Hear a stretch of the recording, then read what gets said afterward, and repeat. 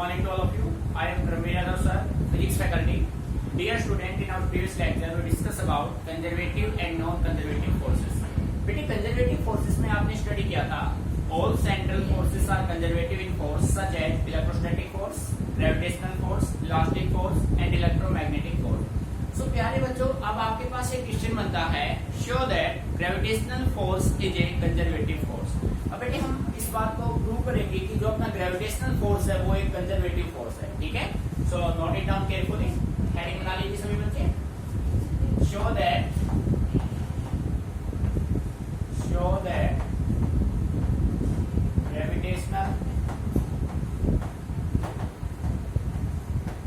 Gravitational force is a conservative force.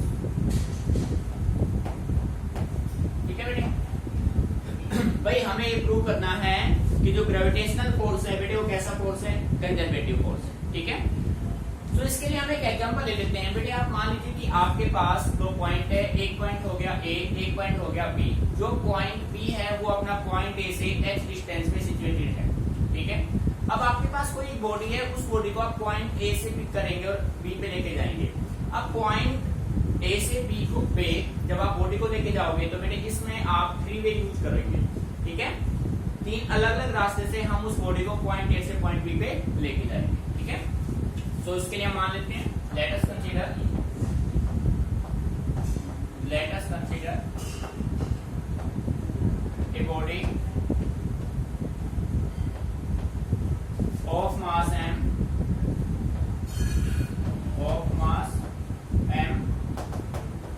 is at point A. भाई आपने मान लिया कि आपके पास कोई एक बॉडी है, उस बॉडी का मास है m और उस इनिशियली कौन से पॉइंट पे है, A पे. ठीक है, let it is brought two point B at a height h via 3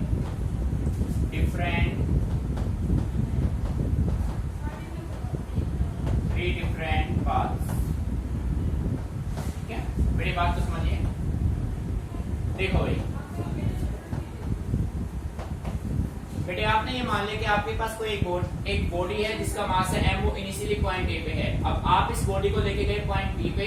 जो पॉइंट बी है वो पॉइंट ए से h डिस्टेंस के हाइट पे है. ठीक है, और वाया 3 डिफरेंट पाथ्स. तो बेटे अब जो हम डायग्राम कंस्ट्रक्ट करने जा रहे हैं उन डायग्राम को अच्छे से आपको ऑब्जर्व करना है. आपका जो कंप्लीट डेरिवेशन है वो आपका डायग्राम पे डिपेंड करेगा. ज्योमेट्री अच्छे से आपने समझिए, उसके बाद डेरिवेशन में कोई प्रॉब्लम नहीं होगी. तो बेटे पूरा फोकस कीजिए. अब हम 3 पाथ बना लेते हैं डिफरेंट. ये देखो बेटे, ये अपने पास बॉडी हो गया, एक बॉडी हो गया जो इनिशियली पॉइंट ए पे है. इनिशियली किस पे है, पॉइंट ए पे. इस बॉडी का वेट एक्ट करेगा वर्टिकली डाउनवर्ड. ठीक है, अब बेटे हम इसको पॉइंट ए से कहां लेके गए, पॉइंट बी पे. ये बॉडी पॉइंट ए से कहां पे आ चुका है, बी पे. और बेटे यहां से यहां तक का ये जो डिस्टेंस है वो कितना है, h. This is point B. Point A and point B. Point B is at a height h from the surface, means point A. बेटे जब बॉडी यहां से यहां जाएगा तो कुछ डिस्प्लेसमेंट कवर करेगा और उसका जो डिस्प्लेसमेंट है वो आपने क्या मान लिया, s मान लिया. कितना डिस्प्लेसमेंट मान लिया भाई, s.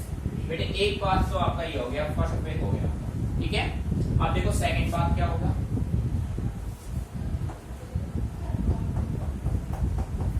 भाई ये हो गया बॉडी. ठीक है, ये एक बॉडी हो गया. इस बॉडी का वेट एक्ट करेगा वर्टिकली डाउनवर्ड. बेटे यहां से आप इस बॉडी को लेके गए यहाँ पे, जो कि एक सेकंड पॉइंट है, यहाँ पे लेके आए. ठीक है, और यहां से फिर आप बॉडी को यहाँ पे लेके आए.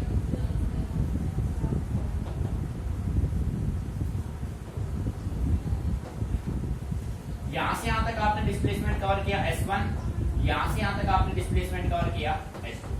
तो बेटे बॉडी यहाँ पे अपना आ चुका है.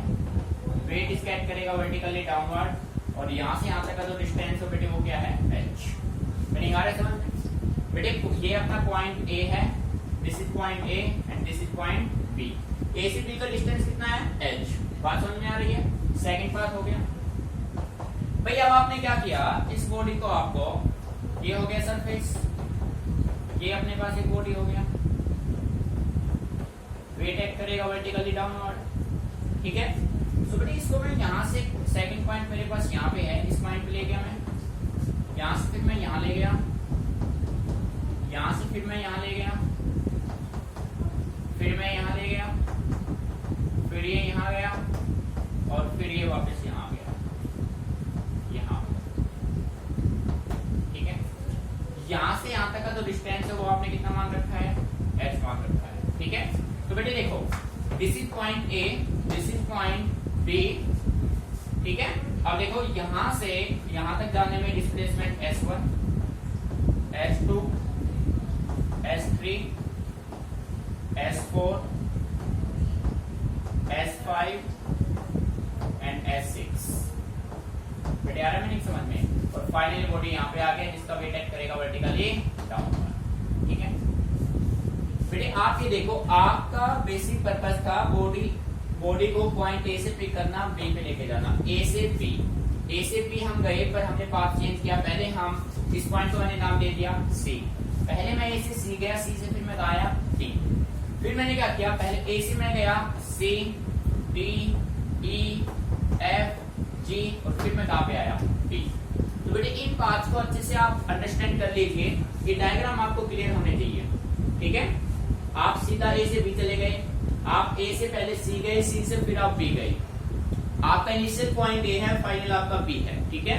आप A से C गए, C से आप D गए, D से E, E से F, F से G, और G से फिर कहाँ है B। बेटे यार नहीं समझे? आपने 3 डिफरेंट पाथ कवर किए यहाँ पे, ठीक है। आपको फाइंड आउट करना है अब यहाँ से वर्क डन, क्लियर। तो बेटे यहाँ पे मैं राइट कर सकता हूँ वर्क डन बाय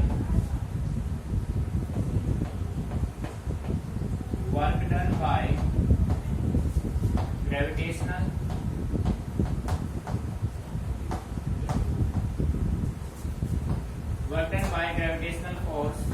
तो बेटे ग्रेविटेशनल फोर्स कितना है अपने पास, mg।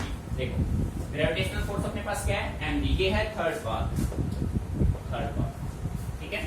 मैंने यहाँ पे क्लियर। सो प्यारे बच्चों, सबसे पहले हम फाइंड आउट कर लेते हैं वाया पाथ 1। वाया पाथ 1 की हम बात करें तो पाथ 1 में आप देखो, पाथ 1 में आप सीधा A से कहां चले गए B। तो प्यारे बच्चों ये जो एंगल बनेगा वो कितने डिग्री बनेगा, 180 बनेगा। बात समझ आ रही है? वाया पाथ A में आप सीधे चले गए A से B। बेटे यहाँ पे देखो, वाया पाथ अगर मैं 2 की बात करूं तो पहले मैं A से कहां गया C एंगल है 90। बेटे डायग्राम समझना अच्छे से, G एंगल है 90 और ये एंगल कितना है थीटा। सो S1 का जो एंगल बनेगा वो 90 प्लस थीटा बनेगा।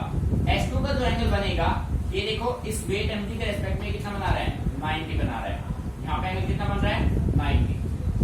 यहाँ पे जाओ बेटे, यहाँ पे S1 के लिए जो आपका एंगल है वो 180, S2 के लिए 90, 180, 90, 180, 90। नहीं समझ में आ रहा है? जिस बच्चे को थीटा क्लियर हो गया उसको इस डेरिवेशन में कोई प्रॉब्लम क्रिएट नहीं होगी, ठीक है। अब देखो बेटे, जैसे कि आप जानते हैं वर्गन आपका होता है F S cos theta. Wait work ये होता है आपका W equal to F S cos theta. अब प्यारे बच्चों, W आपका W1 क्या होगा, F की वैल्यू क्या होती है बेटे, mg। बेटे F आपका है ग्रेविटेशनल फोर्स, ग्रेविटेशनल फोर्स की वैल्यू अपने पास क्या है, mg है, ठीक है। S डिस्प्लेसमेंट फर्स्ट केस में कितना है, S1 cos थीटा कितना बना रहे बेटे, 180। पहले में तो बेटे वाया पाथ 1 की हम बात करें तो एंगल कितना बन रहा है, 180 डिग्री। सो आप कह सकते हैं cos 180 की वैल्यू क्या होती है, -1। तो प्यारे बच्चों W1 अपना क्या हो जाएगा, -mg। और बेटे S1, ये जो अपना S1 है, या S नाम दे दो इसको ओनली, ये जो अपना S है, S किसके इक्वल है, H के इक्वल है। तो यहाँ पे मैं वैल्यू पुट कर देता हूँ mgh, this is your first equation, और डिवीजन डाल दो cos 180 -1। बेटे आया में नहीं समझ में? सो सो आपके पास एस अपना किसके इक्वल है, एच के इक्वल है बेटे। माइनस एम जी अपने पास वर्क डन आ गया वाया पाथ 1। अब आपको फाइंड आउट करना है वर्क डन वाया पाथ 2, ठीक है। सो हेडिंग बना दो वाया पाथ 2 बेटे। वाया पाथ 2 की अगर हम बात करें तो वाया पाथ 2 में आप देखो पहले आपने डिस्प्लेसमेंट कवर किया S1, फिर आपने कवर किया S2। So we can say write W is equal to बेटे F की वैल्यू क्या होगी mg S1 cos 90 plus theta. बेटे यहाँ पे देखो एंगल कितना बन रहा है 90 plus theta plus mg S2 cos 90। बेटे मेन है एंगल समझ में आ गई, केस आपका इजीली सॉल्व हो गया। यहाँ पे देखो एंगल कितना बन रहा है 90 प्लस थीटा S1 के लिए, S2 के लिए कितना बन रहा है, एंगल आपको वेट के साथ एक mg के साथ कितना बन रहा है 90, ठीक है। W इज इक्वल टू बेटे mg S1 cos 90 plus theta क्या होता है भाई minus sine theta, minus sine theta. और बेटे इसकी वैल्यू क्या होगी 0 होगी, ठीक है। अब यहाँ पे आप राइट कर सकते हो पर साइन थीटा। बेटे देखिए डायग्राम में दो फिगर में देखो प्यारे बच्चों थीटा यहाँ है तो थीटा यहाँ भी है, समझ में आ रहा है। थीटा के सामने वाला ये क्या होगा परपेंडिकुलर और इसकी वैल्यू क्या है h। बेटे साइन थीटा होगा perpendicular by hypotenuse, perpendicular h hypotenuse s1। So we can say write h by s1। Value put कीजिए w is equal to minus आगे ले आओ mg s1 क्या बेटे s1 ही है sine theta h upon s1। किसी बच्चे को ये प्रॉब्लम आई कि भाई साइन थीटा की वैल्यू h अपॉन s1 कैसे आया, तो बेटे यहाँ से साफ देख लो राइट एंगल ट्रायंगल ACB में ABC में थीटा के सामने परपेंडिकुलर बेस हाइपोटेनियस, AB की वैल्यू क्या है h, AC की वैल्यू क्या है s1, ठीक है बेटे। सो अपने पास यहाँ से रिजल्ट बना s1 से s1 cancel, work done is equal to minus mgh। Equation हो गया बेटे। यहाँ तक प्रॉब्लम अच्छे से clear. This is your work done second W2, ठीक है, मीनिंग यहाँ तक क्लियर। अब हम बात करेंगे वर्क डन वाया पाथ 3, ठीक है। यहाँ पे मैं नोट कर देता हूँ, ये देखो बेटे अब हमने यहाँ वैल्यू बनाई 3 वाया पाथ 3। वाया पाथ 3 की हम बात करें तो बेटे अच्छे से समझ लो डायग्राम। S1 में एंगल है 180, S2 में एंगल है 90, S3 में 180, S4 में 90, S5 में 180। मीनिंग समझ में आ रहा है। मेन एंगल देखना है किसके साथ mg के साथ। तो बेटे यहाँ पे होगा W3 is equal to mg S1 cos 180। बेटे बन रहा है ना 180 डिग्री, ठीक है। प्लस का sign mg S2 cos 90 plus mg S3 cos 180 plus mg S4 cos 90 plus mg S5 cos 180 plus mg S6 cos 90। बेटे मेन बस आपके एंगल है, एंगल जिस बच्चे ने सही पुट कर दिया रिजल्ट अपने आप से आएगा। S1 के लिए एंगल कितना बन रहा है 180, इसके लिए 90, ये 180 ये 90, 180 90 180 90। बेटे cos 90 0, cos 180 -1। सो अपना जो रिजल्ट बनेगा W3 का वो अपने पास आएगा माइनस mg S1 प्लस 0, ठीक है। फिर minus mg S3 plus 0 minus mg S5 plus 0। S1 S3 S5 अपने पास रिजल्ट आ गया है 180 माइनस में। तो बेटे यहाँ से आप कॉमन ले लीजिए, W3 हो जाएगा माइनस mg आपने कॉमन ले लिया, अपने पास बचा S1 plus S2 plus S3, ठीक है बेटे। Meaning clear. अब आप देखो बेटे यहाँ से यहाँ तक S1 ये S3 ये S5, ठीक है। सॉरी ये गलत कर दिया S3 और S5। बेटे ये S1, ये S3, ये S5 और सभी किसके बराबर है H। तो यहाँ पे आप लिख दो but S1 plus S3 plus S5 सब किसके बराबर है H के। वैल्यू पुट करेंगे तो बेटे W3 क्या आएगा minus mg। This is your third equation. बेटे आ रहा है मैंने यहाँ से समझ क्लियर है, ठीक है। अब देखो बेटे, आप देखिए equation first, second and third तीनों के रिजल्ट क्या है सेम है, तीनों के रिजल्ट सेम है ना। सो बेटे इनके भी आप मैं कह सकता हूँ ग्रेविटेशनल फोर्स कैसा फोर्स है कंजर्वेटिव फोर्स है। पाथ का क्या है इंडिपेंडेंट। आपको पॉइंट ए से बी जाना था, हमें पॉइंट ए से बी जाना है वाया 3 डिफरेंट पाथ और बेटे 3 डिफरेंट पाथ से आप गए पर वर्क डन तीनों केस में क्या आया सेम आया। It means this is conservative force. Conservative force ये कहता है कि पाथ का क्या हो work done by it over A close path is 0 and work done by it is independent of path. तो बेटे पाथ पे डिपेंड नहीं कर रहा है। सो ग्रेविटेशनल फोर्स कैसा फोर्स है कंजर्वेटिव फोर्स है। इसको एक बार नोट कर लीजिए, फिर यहाँ से एक लाइन हम यहाँ पे ड्रॉ करेंगे, ठीक है। Note it down carefully, if any problem then ask me. तो बेटे मैं यही कहना चाहूंगा पूरा फोकस आपका डायग्राम पे, ज्योमेट्री से हमने सब कुछ सोल्व किया है। ज्योमेट्री क्लियर, ये अपने आप क्लियर, ठीक है।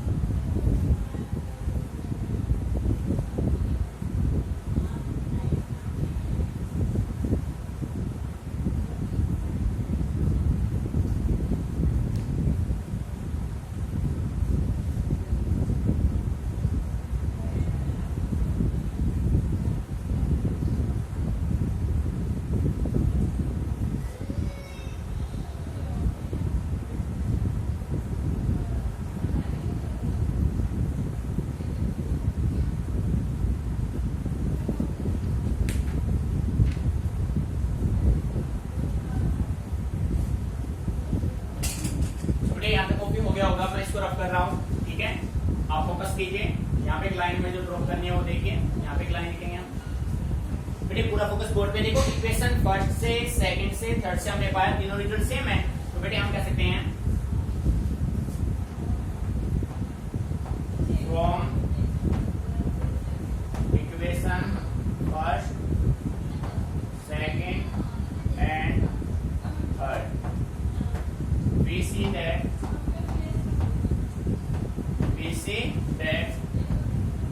the gravitational force, the work done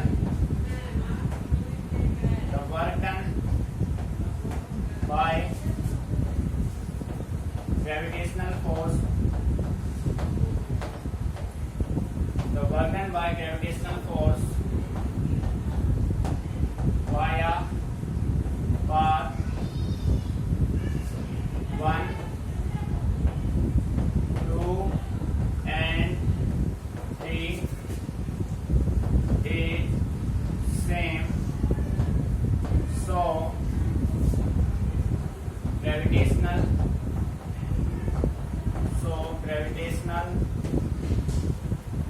forces are conservative. Dimension समझ में बेटे। इक्वेशन फर्स्ट ये देखो, फर्स्ट ये आपका सेकंड और ये आपका थर्ड, इन तीनों के बिहाफ पे मैं ये कह सकता हूँ कि तीनों के रिजल्ट सेम है। यानी कि आपका जो इनिशियल आपका जो डेस्टिनेशन था वो सेम था, पर आप अपने डेस्टिनेशन पे गए वाया 3 डिफरेंट पाथ, पर आपके रिजल्ट्स वर्डन तीनों के क्या है सेम। पाथ पे इंडिपेंडेंट हो गया। बट इनके रिजल्ट्स अगर डिफरेंट होते हैं तो पाथ पे डिपेंड करता। अभी रिजल्ट सेम है तो पाथ पे डिपेंड नहीं करता है, और जो वर्क डन पाथ पे डिपेंड ना करे that force is said to be conservative. Clear बेटे, हो गया प्रूव। बेटे इंपॉर्टेंट डेरिवेशन है, अच्छे से समझना है, ठीक है। कोई भी प्रॉब्लम आए तो आप मेरे से डिस्कस करना, रटना नहीं, इसको समझना है। क्लियर।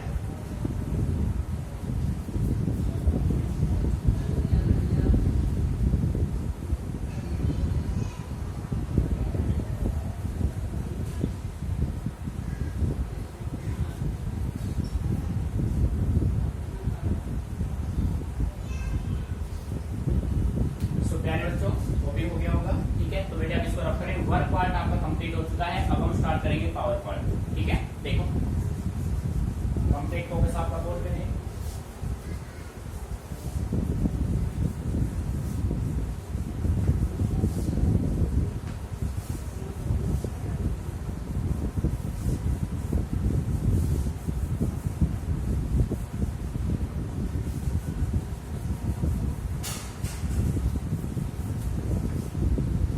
देखो बेटे हेडिंग बना लीजिए power.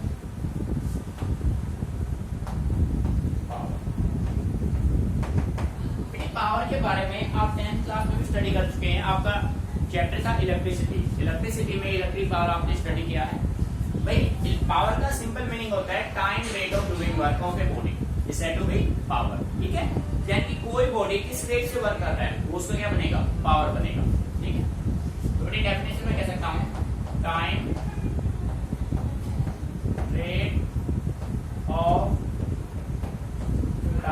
rate of doing work by a body is said to be power। बड़ी सिंपल वे में आप ये कह सकते हैं rate of doing work. Rate of doing work, किस रेट से आप वर्क कर रहे हैं वो आपका क्या बनेगा, पावर बनेगा। मीनिंग समझ में आ रहा है? ठीक है, time rate of doing work. Mathematically we can say write power is equal to work done upon time dw by dt। बेटे मैथमेटिकली पावर अपना होता है work done upon time, but we know that work हम study कर चुके हैं, work अपना होता है Fs, force into displacement is equal to work. बेटे क्लियर? तो यहाँ पे आप तो वैल्यू पुट करेंगे T is equal to d by dt। इसका करेंगे भाई Fs का। सो प्यारे बच्चों F कांस्टेंट है बाहर आ जाएगा, ds अपॉन क्या आएगा, dt आएगा।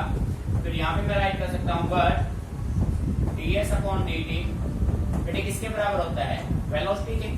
भाई displacement upon time is equal to velocity. So प्यारे बच्चों p किसके बराबर हो जाएगा, p अपना हो जाएगा F dot force into velocity बेटे किसके बराबर होगा, पावर के बराबर। मीनिंग समझ में आ रहा है? ठीक है, तो बेटे ये मैथमेटिकल फॉर्मूला बनेगा पावर के लिए। क्लियर? अब देखो बेटे, अब इसके बेस पे हम बात करते हैं इसके एसआई यूनिट की, units of power. Units of power बेटे फोकस कीजिए, अभी कुछ नोट नहीं करना है, पहले समझना है। ठीक है, देखो अब बेटे यूनिट्स ऑफ पावर आपको फाइंड आउट करने हैं, तो सबसे पहले हम बात करते हैं एसआई यूनिट की। एसआई यूनिट पावर का एसआई यूनिट होता है बेटे वाट। क्या होता है, watt. The SI unit of power is watt. ठीक है, अब आपके पास यहां से इक्वेशन बनेगा डिफाइन 1 वाट। तो बेटे यहाँ पे मैं बना लेता हूँ हेडिंग, आपको बस अच्छे से ऑब्जर्व करना है, कोई पॉइंट समझ में नहीं आए तो आप ऐसे डिस्कस कीजिए। ठीक है, वाट डिफाइन 1 वाट। 1 वाट को हमें डिफाइन करना। तो बेटे देखो यहाँ पे मैं कह सकता हूँ H P is equal to work by time. तो बेटे पावर कितना हो गया, 1 वाट। पावर कितना हो गया, 1 वाट। वर्क कितना हो गया, 1 जूल। एंड टाइम कितना हो गया, 1 second. Power is equal to work by time. Power 1 watt, work 1 joule और टाइम 1 सेकेंड। अब बेटे डेफिनेशन रटनी नहीं है, रटेंगे तो हम भूल जाएंगे, हम अपने रिजल्ट से ही डेफिनेशन बनाएंगे। देखो भाई किसी भी बॉडी का पावर 1 वाट कब होगा, जब कोई बॉडी 1 जूल का वर्क कितने टाइम में करे, 1 सेकंड में। If a body does a work of 1 joule पर सेकंड, अगर कोई बॉडी 1 सेकंड में 1 जूल का वर्क करता है देन उसका पावर क्या बन जाएगा बेटे, 1 वाट। ठीक है, तो यहाँ पे मैं राइट कर सकता हूँ the power of a body is said to be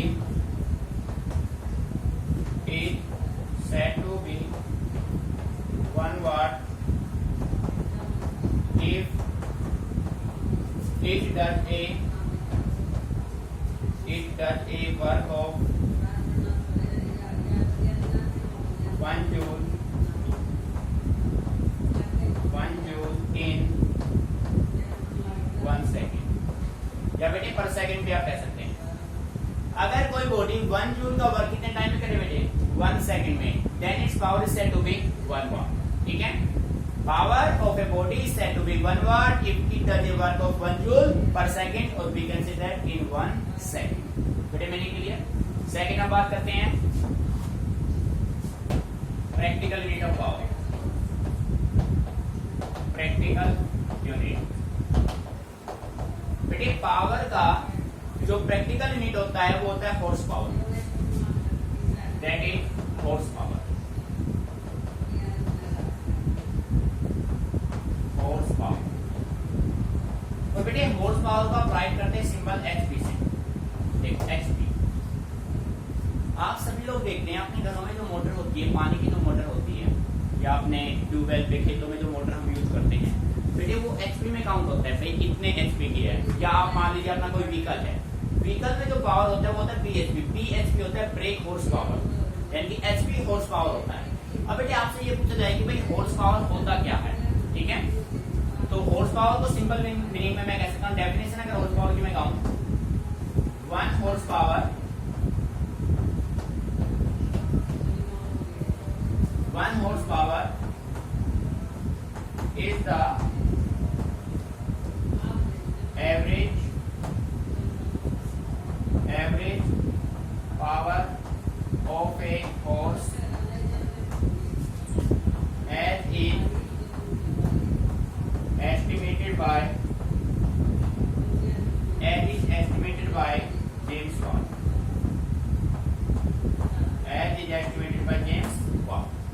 बेटे 1 हॉर्स पावर की वैल्यू क्या होगी. जेम्स वाट ने कहा 1 horse power is the average power of a horse. किसी भी हॉर्स का जो एवरेज पावर है वो क्या होता है 1 हॉर्स पावर, 1 एचपी है. मैथमेटिकली 1 एचपी जो होता है ना बेटे, 1 हॉर्स पावर होता है 746 वाट के बराबर. ये ध्यान रखना. अपने घरों में अगर पानी की मोटर 1 एचपी की है तो कितने वाट पावर कंज्यूम करता है, 746 वाट करता है. बात समझ में आ रही है बेटे. Meaning clear. ठीक है, इंपॉर्टेंट कंसेप्ट है, यूज होगा डेली लाइफ. उसके बाद बेटे नंबर 3 पे हम बात करते हैं commercial unit of power. Commercial unit बेटे कमर्शियल यूनिट में हम बात करें तो हम कह सकते हैं ये होता है 1 किलोवाट. 1 किलोवाट सिंबल होता है 1 kW. बेटे 1 किलोवाट की वैल्यू होती है 10⁻³ वाट. 1 वाट में कितने, 1 किलोवाट में कितने वाट होते हैं बेटे, 1000 वाट. और वी कैन से दैट 10⁻³ वाट. इसके अलावा एक और यूज होता है 1 मेगावाट. 1 megawatt, 1 MW. बेटे 1 मेगावाट में 10⁻6 वाट होते हैं. क्या होते हैं, 10⁻6 वाट. 1 मेगावाट की वैल्यू होती है 10⁻6 वाट. मीनिंग आ रहा है समझ में. ठीक है, तो बेटे ये कंप्लीट आपका हो गया पावर. अच्छे से इसको समझना है, फॉर्मूले लर्न करने हैं. भाई पावर का फॉर्मूला बेसिकली F/V होगा और dW/dt या W/d. ठीक है, ऐसा unit, commercial unit, practical unit जो भी आप यूज कर रहे हैं. ठीक है, note it down carefully. If any problem then ask.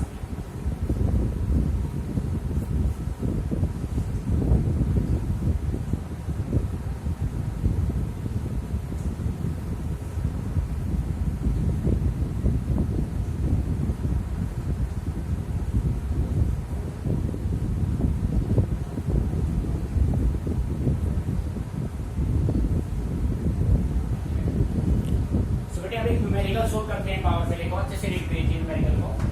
ये कहता है an elevator weighing 500 kg is to be lifted up at a constant velocity of 0.4 metre per second. What should be the minimum horse power of the motor to be used. बेटे कह रहा है आपके पास एक lift है. ये मान लो कि एक लिफ्ट है. इस लिफ्ट का जो मास है वो है 500 kg वेइंग. ठीक है, अब आपने इसको एक constant velocity 0.4 metre per second की स्पीड से आप इसको ऊपर लेके जा रहे हैं, 0.4 मीटर पर सेकंड की स्पीड से. तो आपको फाइंड आउट करना है minimum power, minimum horse power of the motor to be used. कितना पावर यूज करेगा.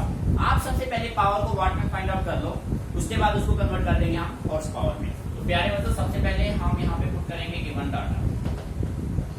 गिवन डाटा देखो बेटे, गिवन डाटा की अगर हम बात करें तो मास अपने पास गिवन है 500 kg. ठीक है भाई. उसके बाद कांस्टेंट वेलोसिटी है 0.4 मीटर पर सेकंड. मीनिंग समझ में आ रहा है. What should be the minimum horse power, तो पावर आपको निकालना है और किसमें निकालना है, हॉर्स पावर में, ठीक है। सो प्यारे बच्चों देखो, as we know that power is equal to FP, बेटे पावर किसके बराबर होता है, एफपी, और एफ किसके बराबर होता है, एमजी, और बेटे इनपुट में क्या हो जाएगा, पी। भाई फोर्स आपका होता है एमजी, सो वैल्यू आप पुट कीजिए, एम की वैल्यू क्या है बेटे 500 9.8 इंटू 0.4, भाई सारे वैल्यू आपने पुट कर दिए। सो बेटे देखो P इज इक्वल टू, यहाँ पे अगर मैं इसके पॉइंट कैंसिल करना चाहूँ तो ये जीरो कैंसिल हो जाएंगे, ठीक है। अब इसको इससे मल्टीप्लाई जब आप करेंगे, ये देखो ऐसे किया मैंने बेटे, ये पॉइंट कैंसिल कर दी मैंने, और ये जीरो से जीरो क्या हो गए, कैंसिल, ठीक है। ये हो गया 490, 490 को अगर मैं इसे करूंगा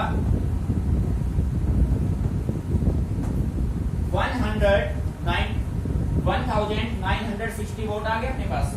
पर बेटे हमें किसमें कन्वर्ट करना है, हॉर्स पावर में। सो P इज इक्वल टू 960 को बेटे डिवाइड कर दीजिए 746, अब ये किसमें आंसर आएगा, हॉर्स पावर में आएगा, क्योंकि 1 हॉर्स पावर की वैल्यू होती है 746 वाट, ठीक है। सो बेटे P अपना अप्रोक्सीमेट हो जाएगा 2.62 HP, हॉर्स पावर ये होगा, ठीक है। और ये मिनिमम पावर कब आएगा, मिनिमम पावर हॉर्स पावर कब आएगा, जब कोई भी लॉस ना हो। आप ये मान लें कि एनर्जी का बिल्कुल लॉस नहीं हुआ है, नो पावर इज लॉस, ठीक है। मैंने क्लियर, तो बेटे गिवन डाटा अच्छे से ऑब्जर्व करने हैं, उसके अकॉर्डिंग आपको न्यूमेरिकल फॉर्म टैकल करना है, क्लियर।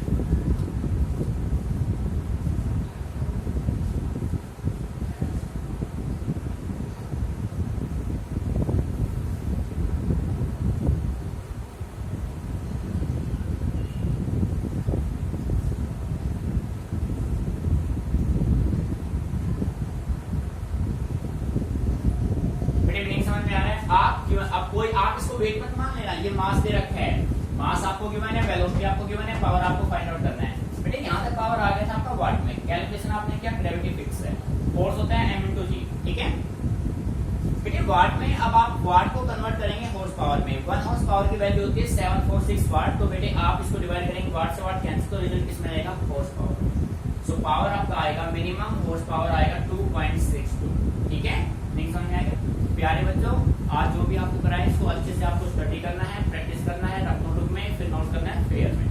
किसी भी टॉपिक में किसी तरीके से कोई भी प्रॉब्लम आपको आती है तो आप मेरे से कांटेक्ट कीजिए। चीजों को बेटे डेली का डेली करना है और कंसेप्चुअल करना है, चीजों को समझ के करना है, कोई भी कंसेप्ट रटना नहीं है। भाई साइंस पढ़ने का जो हमारा बेसिक पर्पस